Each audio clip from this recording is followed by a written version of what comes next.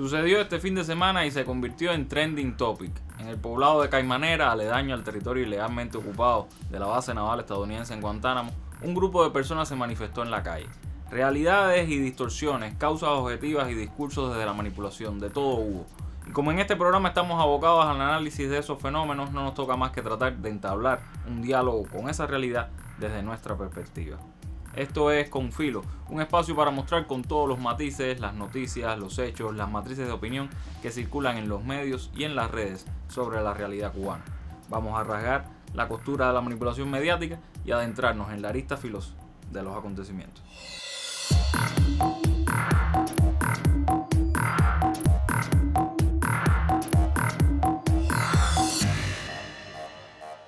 Fue titular en todas partes, por supuesto. El Mundo, CNN, Deutsche Welle. A Cuba desde siempre se le mira con una lupa y cualquier cosa que suceda aquí se magnifica. Parecía que aquella protesta iba a colapsar todo el país y algunos hasta festejaron. Hasta líderes que quisieron organizar algo similar pero que fueron a manifestarse a Europa se regocijaron con el hecho. Los hubo que aprovecharon la cercanía con la base estadounidense para pedir cándidamente apoyo del ejército imperial. De lejos, por supuesto, es un poco incómodo verse envuelto en una intervención militar. Mejor instigar desde la distancia. Un video de Cuba Información nos hace un buen resumen de lo sucedido en Caimanera. Presten la atención y contrasten con lo que ya puede que hayan visto en las redes. Cuba Información. No me digan más mentiroso, no me digan más. No me digan más. La protesta de unas decenas de personas en Caimanera, Cuba, por los cortes eléctricos y la falta de alimentos, ha devuelto la esperanza a quienes sueñan con la caída de la revolución cubana. Pero repasemos las claves mediáticas de los acontecimientos. La primera es la magnificación de un hecho puntual, de corta duración y con pocos participantes, pero que ciertos medios convertían en una multitudinaria protesta en la que los cubanos toman nuevamente las calles. Curiosamente, días atrás, esos medios no consideraron noticiables las marchas, esas sí multitudinarias con millones de personas celebradas en toda Cuba por el 1 de mayo.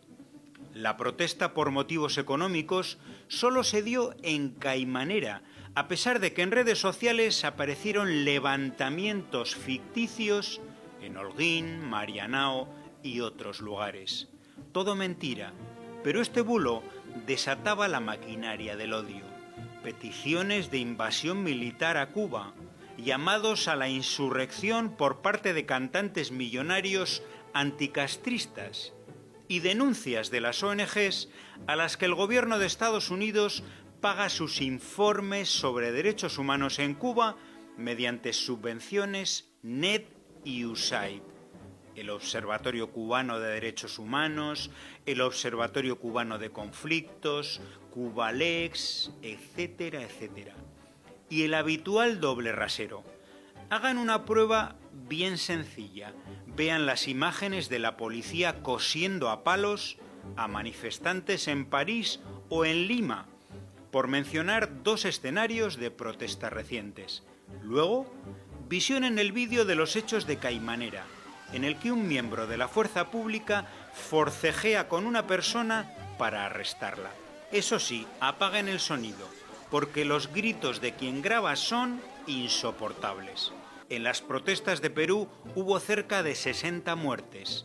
En Francia, cientos de personas heridas y numerosas detenciones.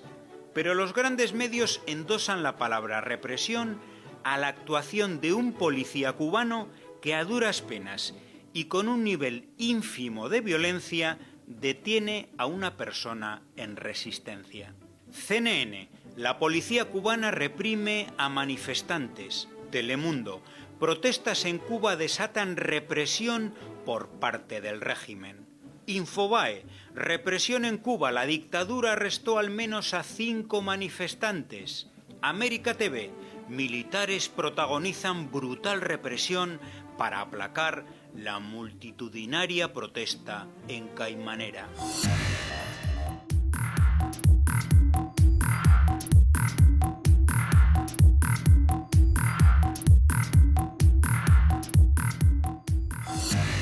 Como dijera un usuario en Facebook, más de 1 millón de personas protestando en las calles y Francia es una democracia. Una decena protestando en Cuba y es una dictadura. No vamos a negar que sucedió, no vamos a dar una explicación simplista. Hubo una protesta y es algo que nos tiene que preocupar. Pero el abordaje de los medios dista mucho de ser objetivo. Hay un doble estándar cuando se habla de nuestro país en comparación con otras naciones. El mismo doble estándar que permite que sigamos incluidos en una lista de países patrocinadores del terrorismo, como hablábamos la semana pasada, y que dicha lista permita medidas más severas para empeorar nuestra calidad de vida. La misma táctica de siempre, llevarnos a la frustración, a la desesperación y luego capitalizar esos sentimientos en contra del sistema. Pero que sea Manuel Vilas quien vuelva a ese tema una vez más en la mira. Like we provoked the war in Ukraine, we are now provoking a war with China. And who benefits? I'll tell you right now. Your enemy is not China. Your enemy is not Russia. Your enemy is the military-industrial complex, which has been fleecing this country to the tunes of hundreds of billions and trillions of dollars. How many times are we going to have a defense secretary say, "Hey, we can't account for $2 trillion in the Pentagon again"? Which has happened twice now in my lifetime. So again, people are being the war machine cannot be stopped. Who's running this country? The war machine. It certainly isn't Joe Biden making these decisions. I would like to know who is making the decisions. And I just want to remind everybody, the United States is the world's terrorist. We just set the Middle East on fire in the last 20 years, and now we're doing a proxy war in Ukraine, which we provoked, NATO provoked, and it was just admitted that we provoked it by the former Prime Minister of Germany. And now we're trying to saber rattle with China, and they're predicting a war.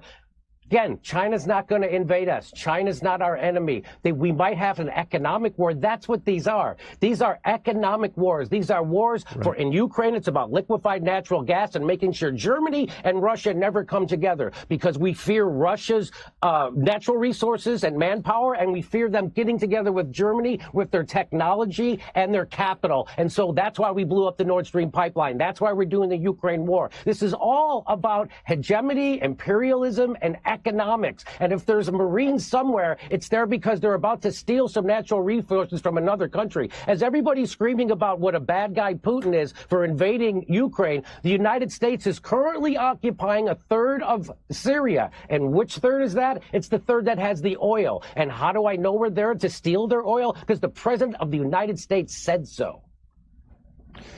And we're not even benefiting economically. Of course, that's the rub. Jimmy Dore, appreciate it. Thank you.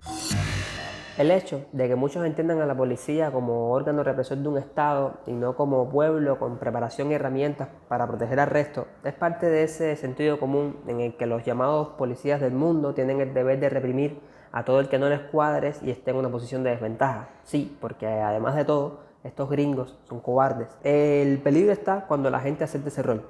No se ofende con las agresiones, no le duelen los abusos o los entiende como malos, pero tiene la esperanza de algún día ser el que pueda abusar, el que pueda agredir. Los terroristas del mundo no solo han logrado hacernos vivir en una eterna película de miedo, sino que además han educado a muchos en que lo ideal es ser el que tenga la pistola, es ser el que dispare primero. Precisamente por esto necesitamos mucha educación de nuestra parte, educación socialista, para que tengamos una realidad donde el policía sea tu amigo si no tienes intención de agredir, de hacer daño a alguien más, y donde nuestras organizaciones sean madres de ideales de justicia, antiterrorismo y revolución. Los dejo entonces con el héroe, líder de una de esas organizaciones que fue acusada por los terroristas que viven plácidamente en el imperio.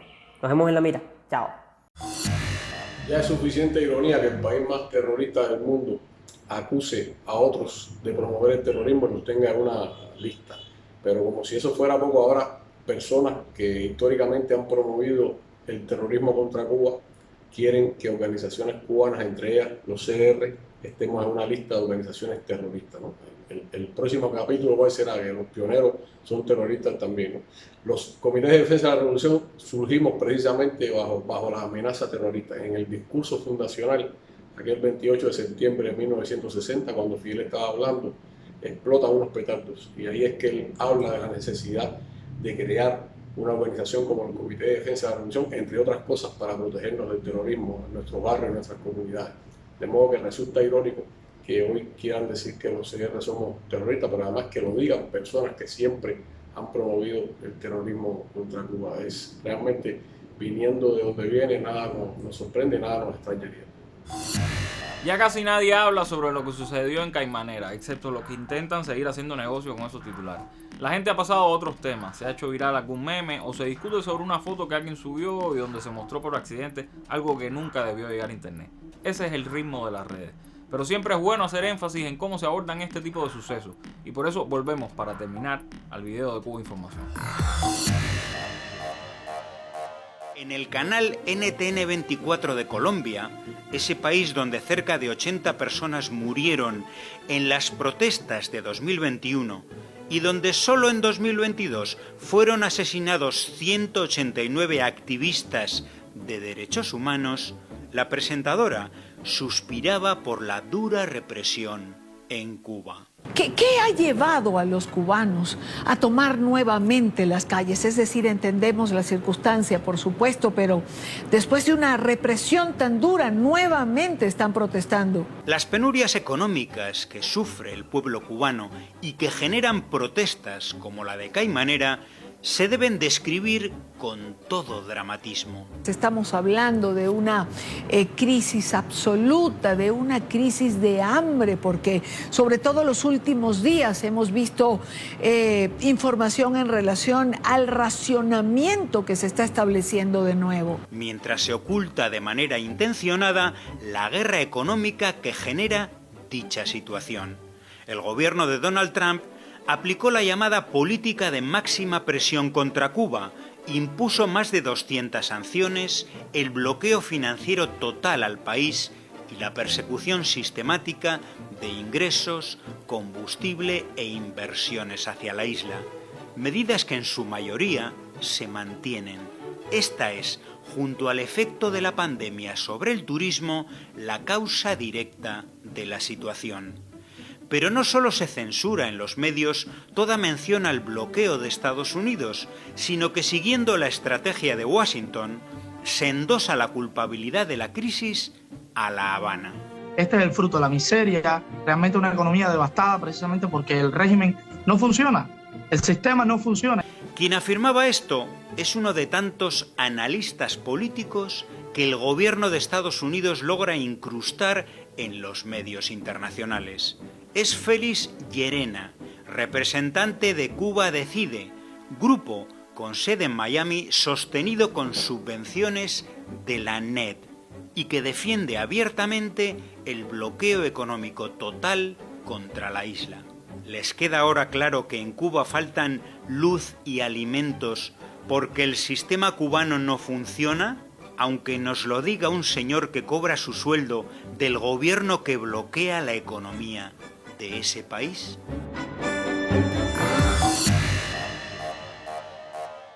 ¿Todos los que se manifestaron en Caimanera son mercenarios pagados por el imperio? Evidentemente no.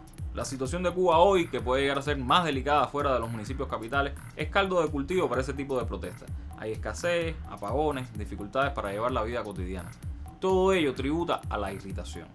A corto plazo no podemos resolver esos problemas. En tanto siga habiendo crisis, puede haber protestas. Es inevitable. Tenemos que mejorar en cómo lidiamos con ella, en cómo entablamos un diálogo con aquellos que se sienten abrumados, sin paciencia ya. Pero más allá del cómo asumir esas protestas, tenemos que también entender a estas protestas como síntomas de cosas que, más allá del bloqueo que es, sin duda, el principal obstáculo de Cuba, cosas que no estamos haciendo bien. En la sociedad que hoy tenemos se han reproducido desigualdades en las que una persona gana 3,000 pesos al mes y otra puede gastarse 300,000 una noche en un concierto de reggaetón.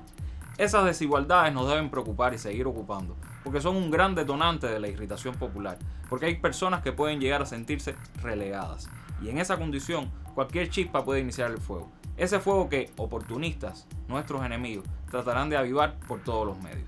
Síganos en nuestras redes sociales, déjennos su opinión en el grupo de debate de Telegram, y recuerden que regresamos el jueves justo antes de la novela. Hasta entonces, manténgase con filo.